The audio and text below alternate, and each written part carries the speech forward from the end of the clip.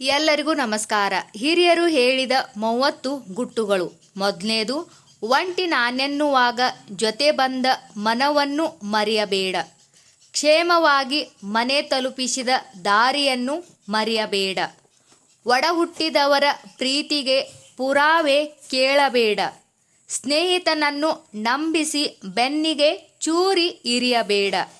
ಯಾರನ್ನು ಅತಿಯಾಗಿ ನಂಬಿ ಮೋಸ ಹೋಗಬೇಡ. ನೊಂದವರ ನಿಟ್ಟುಸಿರಿಗೆ ಕಾರಣವಾಗಬೇಡ.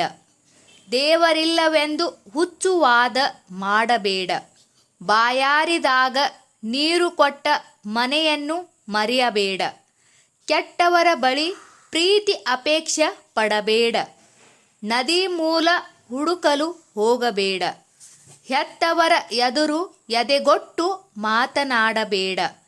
ಹಸಿವಿಲ್ಲದವರಿಗೆ ಒತ್ತಾಯದ ಊಟ ಬಡಿಸಬೇಡ. ಅಸಹಾಯಕರ ಸ್ಥಿತಿಯ ಕಂಡು ನಗಬೇಡ. ಗುರು ಹಿರಿಯರ ಮಾತಿಗೆ ಎದುರುತ್ತರ ಕೊಡಬೇಡ. ಬೇರೆಯವರ ಎದುರಿಗೆ ಹೆಂಡತಿಯನ್ನು ಬೈಯಬೇಡ. ನೀ ಹತ್ತಲು ಏಣಿ ಹಾಕಿದ ಕೈಗಳನ್ನು ಒದೆಯಬೇಡ. ಕರುಣೆ ಇಲ್ಲದವರ ಹತ್ತಿರ ಕಷ್ಟವನ್ನು ಹೇಳಬೇಡ.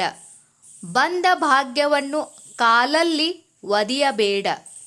ನಿದ್ರೆ, ಊಟ, ಮೈಥುನ ಇವೆಲ್ಲವನ್ನು ಸಂಜೆ ಹೊತ್ತು ಮಾಡಬೇಡ. ಸ್ನಾನವಿಲ್ಲದೆ ಅಡುಗೆ ಮನೆಗೆ ಹೋಗಬೇಡ. ಸೂರ್ಯಾಸ್ತದ ಸಮಯದಲ್ಲಿ ಬಾಗಿಲಲ್ಲಿ ನಿಲ್ಲಬೇಡ.